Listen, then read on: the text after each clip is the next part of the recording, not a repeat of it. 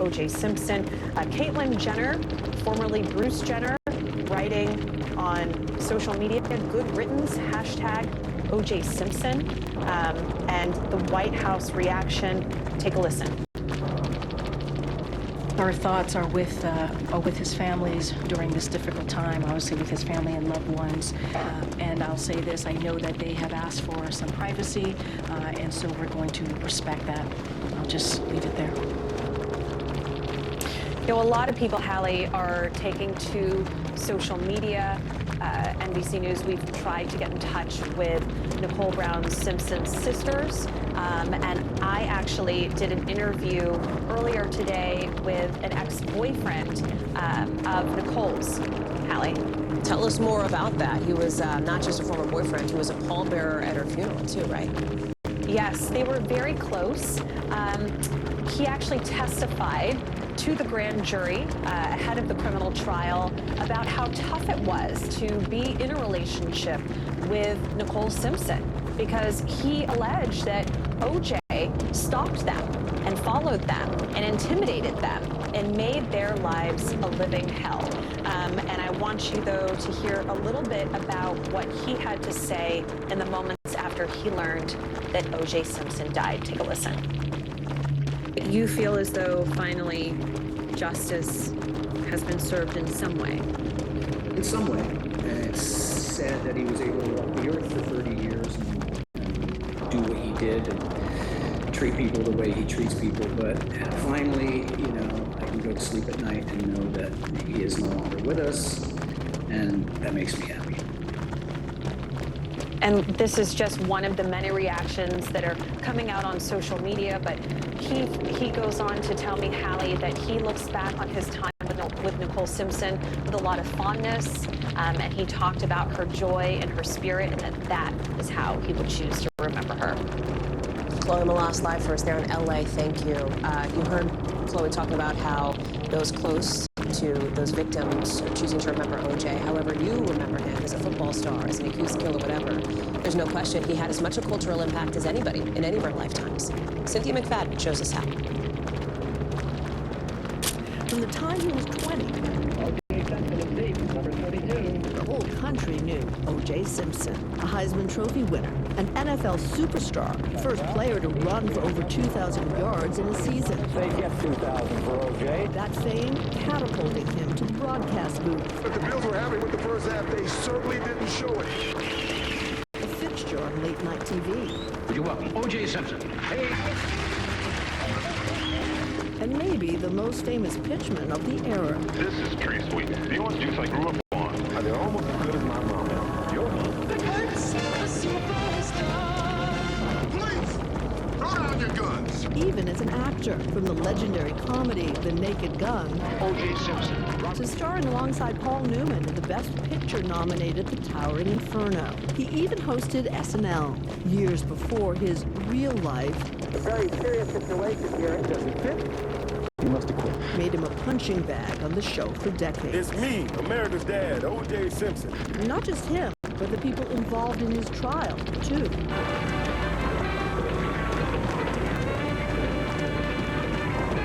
That trial dramatized as a star-filled Emmy Award-winning show. This is a fiasco. You're afraid there could be more riots. This has got to stop. And his life story into an Oscar-winning documentary. One day, everybody's going to know everything that you've done, man. Mr. Simpson is present. In his later years, after nearly a decade in prison for armed robbery, he turned to Twitter, posting his thoughts on his reputation. But now I get to challenge a lot of that BS and set the record straight. On football. Buffalo Bills. Well, I've been waiting for this one. And in what ended up being his final days, his health. I unfortunately caught cancer. His final post, rooting for his home team, the San Francisco 49ers, in this year's Super Bowl. Cynthia McFadden is joining us now. Cynthia, people may or may not know that you, like every, it seems, reporter in the world was covering the O.J. story when the O.J. story was happening, when the trial was happening. Only the old ones, Hallie. Only the old reporters. Yeah. Take us back there, though. Yeah. What was it? You were a baby. Yeah, it was Reflect on amazing. some of that. It was amazing. I mean, the Bronco chase, for example, 95 million people watched the Bronco chase live. America was riveted to this. The guy who everyone liked, who had made his way out of poverty, who had created this incredible life, now accused of murder and the most heinous of murders of his former wife and Ronald Goldman. It captivated the nation. And then when Judge Lance Ito decided that there could be a camera in the courtroom, America watched as the trial progressed. It was 8 months of trial, and America was riveted. You couldn't go anywhere. It wasn't just because I had one of those precious few seats in the courtroom. Everyone in the country, it seemed, was talking about it, and it was an amazing experience. I wonder if you can share anything. You know, Cynthia, I know that one of the things that had come up, right, one of the things that comes up when you think and when you talk about O.J. Simpson, there was almost a before the trial, like BT, and then AT after the trial. Yeah, in so many ways, there was the intersection of race, of celebrity, criminal justice, and money in that courtroom. You know, America saw it differently. It was not, one size fits all. An awful lot of black Americans, when O.J. Simpson was acquitted, cheered because they thought finally a man was getting the justice he deserved. Much of the rest of the country did not see it that way, felt the prosecution had more than enough evidence. But I'm not sure how well we learned the lessons, but there were a lot of lessons that played out through that trial. Cynthia McFadden, thank you so much for being with us and for your reporting tonight and for decades, too. Appreciate it. Elsewhere out west, today, the guy we saw constantly at Shohei Ohtani's side for years, his interpreter, his friend, now federally charged with stealing from him. And how much is staggering, $16 million. The U.S. attorney says he needed it to pay off his gambling debts. Listen. Mr. Mitsuhara used and abused that position of trust in order to take advantage of Mr. Ohtani. And Mr. Mitsuhara did all this to feed his insatiable appetite for illegal sports betting. The criminal complaint says Ipe Mitsuhara started making bets in 2021 with a group of bookies tied to an illegal gambling operation, and that it got out of hand. They say eventually he started using his friend's account, Ohtani's account. One of the biggest baseball stars in the world, if not the biggest, used Ohtani's account to make payments without him knowing, prosecutors say. They also say there's no evidence that Ohtani ever authorized these bank transfers. Ohtani has previously denied any involvement, and his reps are not commenting. Liz Kreutz is covering all of this for us. Liz, some pretty explosive details here. Totally explosive, Hallie. I mean, just a few weeks ago, we were talking about potentially $4.5 million that he stole from Shohei Ohtani. Prosecutors coming out today saying he stole $16 million. They are calling this bank fraud on a massive scale. And we're now learning details about how he was able to do this. We know that he clearly had a gambling addiction. He was making 19,000 bets using Shohei Ohtani's bank account. He had $40 million in debt total, and he did it because he had access to one of Shohei Ohtani's accounts that he actually helped the baseball star set up. And you can see from the documents here, the $40 million in debt. So you can see from the criminal complaint that they allege that Mitsuhara actually impersonated Ohtani, pretended to be him in order to get the banks to allow these wire transfers to go through. And something else I want to show you, Hallie, these text messages that are in this criminal complaint between Mitsuhara and the bookie just from a few weeks ago after the story broke about this gambling report. You see in the text messages, Mitsuhara tell the bookie, quote, technically I did steal from him. It's all over for me. So you hear him essentially admit what he did in those text messages. A former Angels manager once said that, when you look at the human aspect of this, Liz, because there's the details that you just laid out, and then there's the fact that, as this manager said, Ohtani and Mitsuhara went together like peanut butter and jelly. Like, they were so close. And we've shown it before, the two of them, almost every picture. They're like side by side. They're right there together. Talk about how big of a deal this is and what Ohtani's been saying. Yeah, so we've had no comment from Ohtani today, but we did hear from him a few weeks ago where he came out with the new interpreter and translator, and through that he said he's shocked and saddened that someone he was so close with would do this to him. And today prosecutors said verbatim that Ohtani is a victim in all of this right now. And it's quite sad because really Mitsuhara in many ways it seems took advantage of Ohtani. He came to the U.S. to play baseball, did not speak a word of English. Mitsuhara became essentially his de facto manager, helped him say, hey, I'll help you set up these bank accounts. I'm here to help. Became his friend. And of course, according to prosecutors, completely took advantage of him. And so that certainly is sad if that indeed is the case. And we do know that Ms. Zuhara is expected in court in the coming days here in LA, federal court, and he could face up to 30 years in prison if convicted, Hallie. Liz Kreutz, thank you very much. Tonight, an already deadly storm system is heading east, bringing with it concerns about flooding, intense winds, even tornadoes. One touched down in Florida earlier. Take a look. We're about to show you some crazy video from this home camera, surveillance camera. It's coming in, stuff's flying basically everywhere. You see things getting ripped off the wall, fences torn down. A bunch of rain came down too, which of course leads to flooding. Crews, see here, out in boats, rescuing several people from their homes. Houses floating in what looks like a lake. Streets looking like rivers down in Charleston, South Carolina, with millions at risk tonight from the Ohio Valley down to the Florida Panhandle. It's coming on the heels of destruction in Mississippi and Louisiana. Buildings unrecognizable. You see these windows blown out, walls blown out. We know 2 people died in Mississippi, one from a deadly crash on a flooded road, another after her oxygen tank stopped when she lost power. Let's bring in Priya Sridhar in Jacksonville, Florida. Give us a sense of what you're seeing today.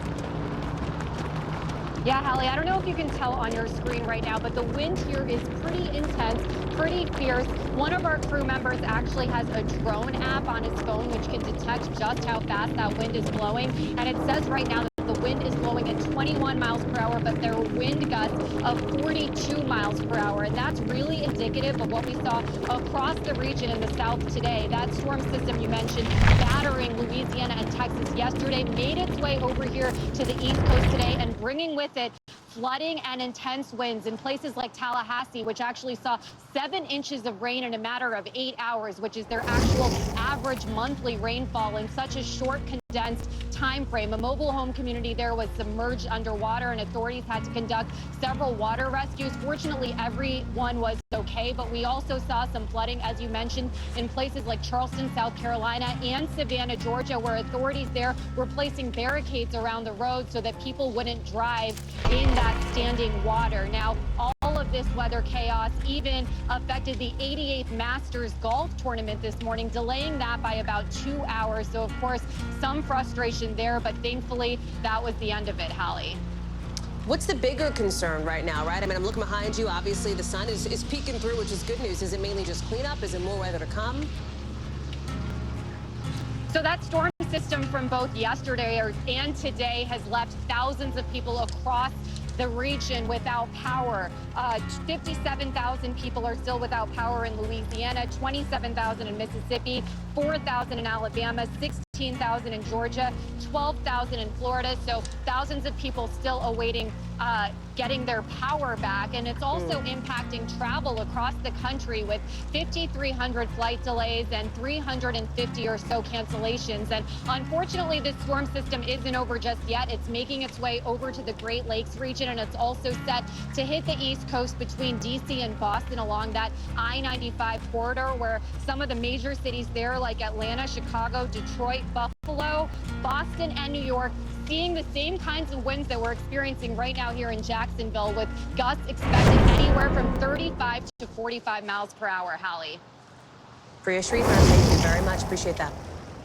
Abortion rights tonight shaping up as a political firestorm in this country. It already is, with candidates on both sides pouncing on that Civil War-era abortion ban in Arizona that is now going into effect. And now, a possible 6-week ban in Iowa that could be on the way. President Biden, he is taking this new aggressive push now, this new strategy going after former President Trump on this issue. He's launching a 7-figure ad buy in the state of Arizona, going after Mr. Trump's position, looking to try to find some political advantage here come November.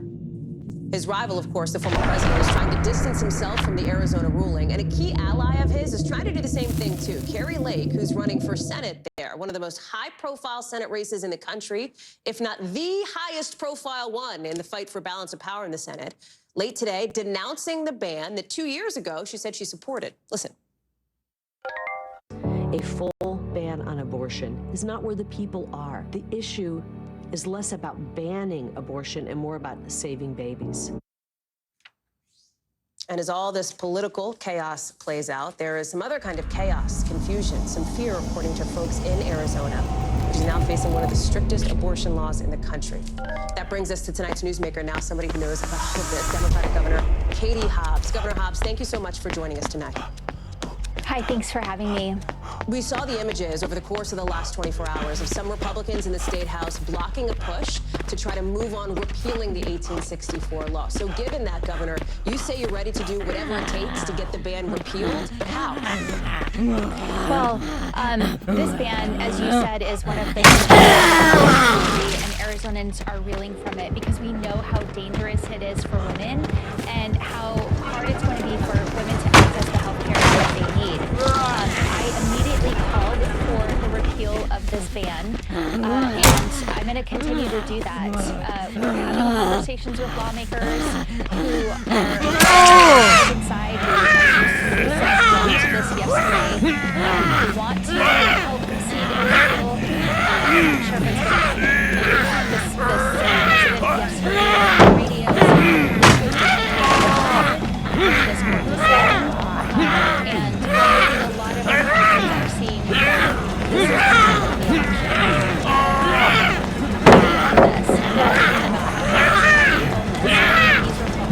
Republicans voting for this to happen in 2022.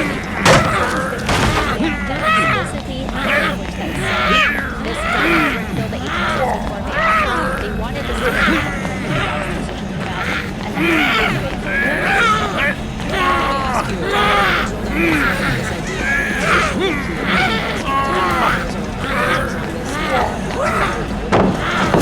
Suggesting he was very confident that in fact a repeal could end up on your desk maybe in less than a week from today. Do you share that confidence? After what we witnessed yesterday, I don't share that confidence, but I will absolutely continue to push and I make the finish line, and I will sign it if it gets to my desk.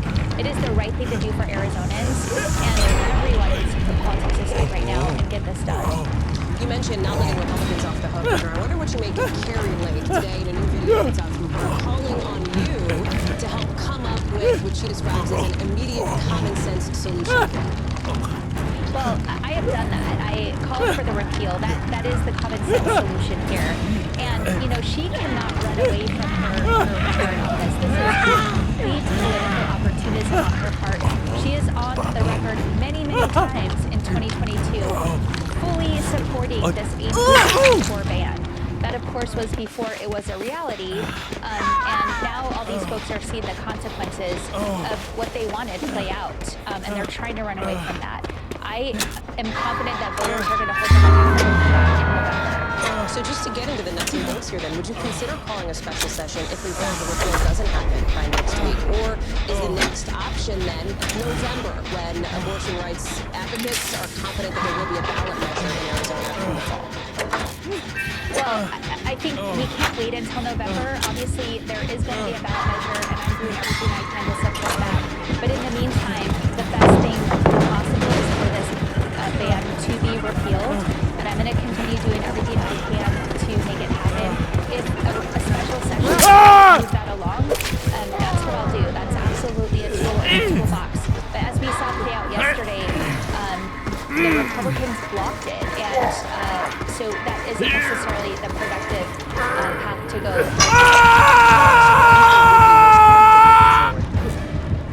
Well, we're going to continue for and point out the reasons that is so necessary for Arizona right now, and we're going to work with folks who want to see the repeal happen behind the scenes, and do whatever we can on the legislative side to make it happen. What is your message to healthcare providers, to doctors in your state right now?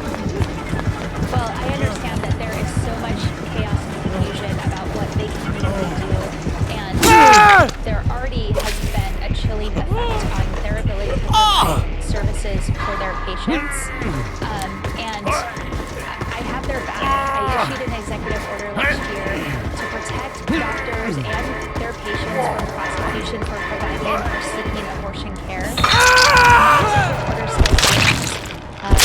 We're going to do everything we can to make sure that Arizona women have access to abortion and the other reproductive health care that they need.